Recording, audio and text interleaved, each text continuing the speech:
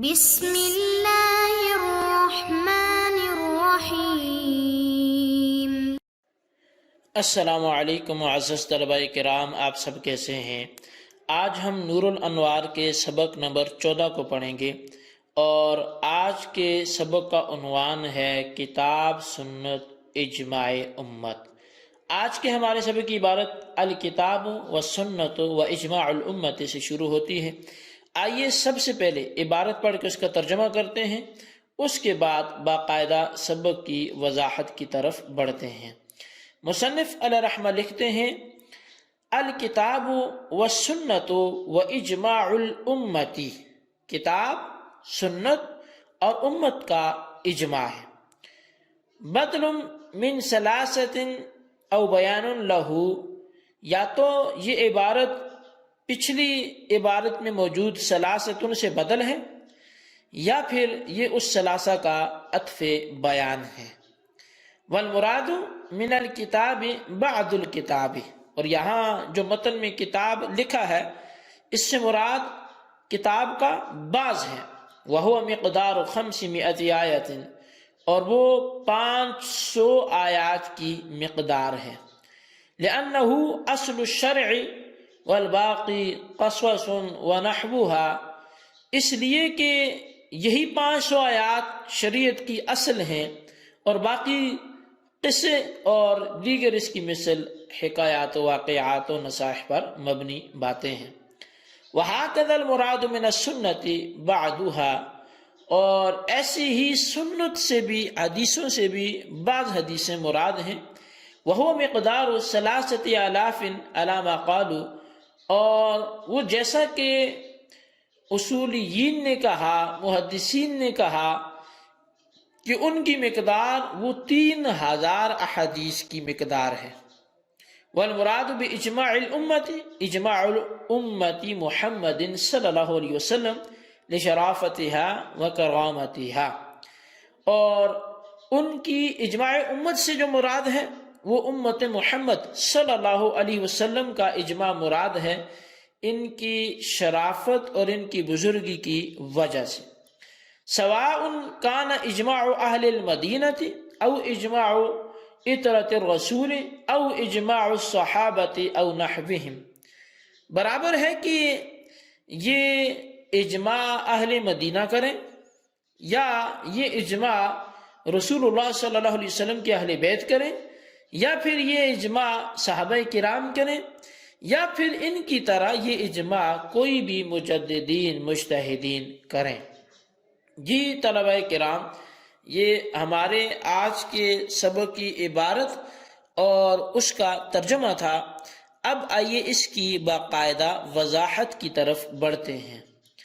صاحب نور الانوار کہتے ہیں کہ متن کی عبارت الکتاب والسنت و اجماع الامتی لفظ ثلاثہ سے بدل ہے، یا اس کے لیے عطف بیان ہے۔ ان دونوں صورتوں میں ترجمہ یہ ہوگا شریعت اسلامیہ کے اصول 3 ہیں، یعنی کتاب ہے، سنت ہے اور اجماع امت ہے۔ تو شریعت اسلامیہ کے یہ 3 اصول ہیں۔ یہ خیال رہے کہ کتاب سے مراد پورا قرآن نہیں ہے، بلکہ قرآن پاک کی وہ 500 آیات مراد ہیں جن پر احکام شرع کی بنیاد ہے، اور ان 500 آیات کے علاوہ باقی آیات قصے اور امثال پر، نصائح پر وہ مشتمل ہیں، تو لہٰذا وہ مراد نہیں ہے۔ اور بعض حضرات نے یہ بھی کہا کہ کتاب سے پورا قرآن مراد ہے، کیونکہ شریعت کی بنیاد 2 چیزوں پر ہے، ایک ظاہری اور دوسری باطنی۔ مذکورہ 500 آیات میں احکام ظاہریہ بیان کیے گئے ہیں، اور قصوں اور مثالوں کی آیات میں احکام باطنیہ بیان کیے گئے ہیں۔ اسی طرح سنت سے احادیث کا تمام ذخیرہ مراد نہیں ہے، بلکہ 3000 احادیث مراد ہیں۔ یہی مقدار احکام کی اساس اور بنیاد اور جڑ ہے۔ اور اجماع امت سے مراد رسول اکرم رسول محتشم صلی اللہ علیہ وسلم کی امت کا اجماع ہے۔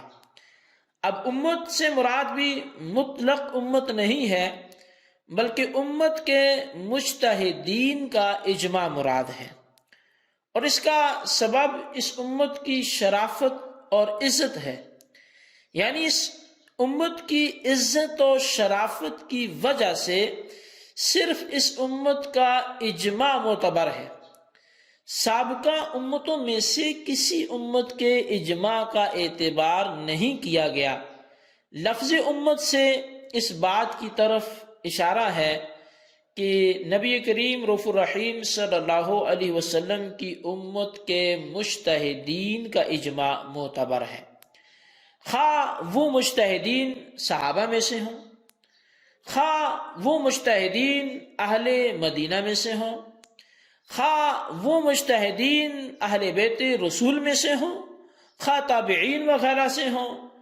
ایسا نہیں ہے کہ بعض حضرات نے جیسا کہ کہا ہے کہ صرف صحابہ کا اجماع معتبر ہے، کیونکہ رسول اکرم صلی اللہ علیہ وسلم نے فرمایا اصحابی کالنجوم فبأیہم اقتدیتم اہتدیتم، کہ میرے صحابہ ستاروں کی طرح ہیں، تم جس کی بھی اقتداء کرو گے تو ہدایت پا جاؤ گے۔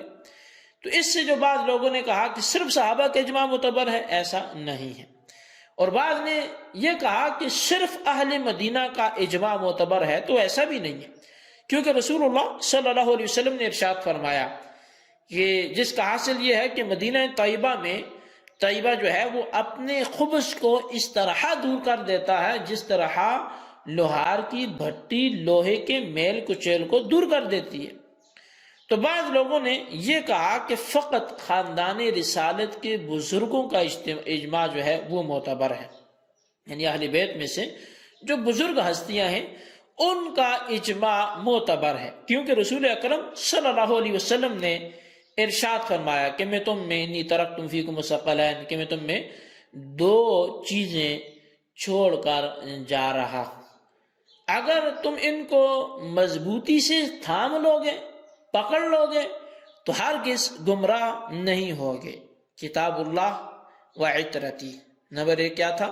اللہ کی کتاب ہے، اور نمبر 2 وہ میری اہل بیت ہیں، کہ اگر ان 2 کو مضبوطی سے پکڑ لو تو گمراہ نہیں ہوگے۔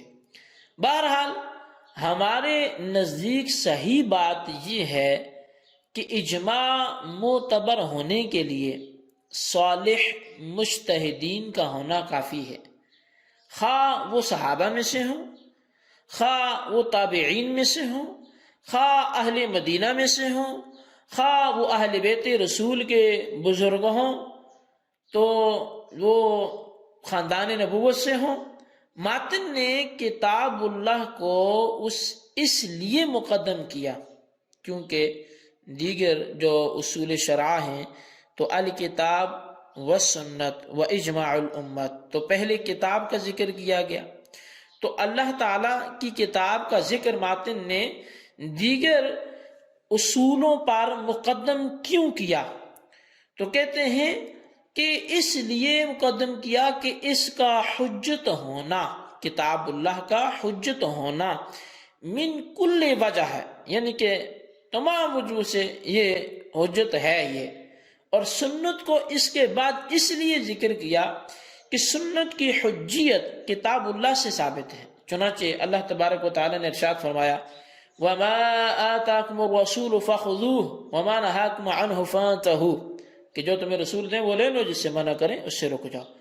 اور اجماع کو مؤخر اس لیے ذکر کیا کہ اجماع کی حجیت ان دونوں پر موقوف ہے، کتاب اللہ پر تو اس لیے موقوف ہے کہ باری تعالیٰ نے فرمایا فَاعْتَبِرُوا يَا أُولِي الْأَبْصَارِ، اور سنت پر اس لیے موقوف ہے کہ جناب رسول اکرم صلی اللہ علیہ وسلم نے ارشاد فرمایا ما رآہ المؤمنون حسنا فہو عند اللہ حسن، کہ جس چیز کو مسلمان اچھا دیکھ لیں تو سمجھو وہ اللہ کے ہاں بھی اچھی ہے۔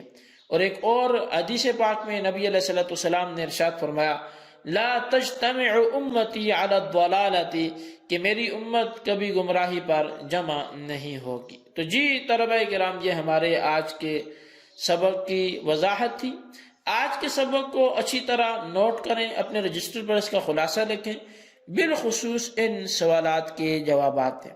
سوال نمبر 1 یہ ہے کہ کتاب اللہ سے کتنی آیات ہیں جو اصول فقہ کے باب میں معتبر ہیں؟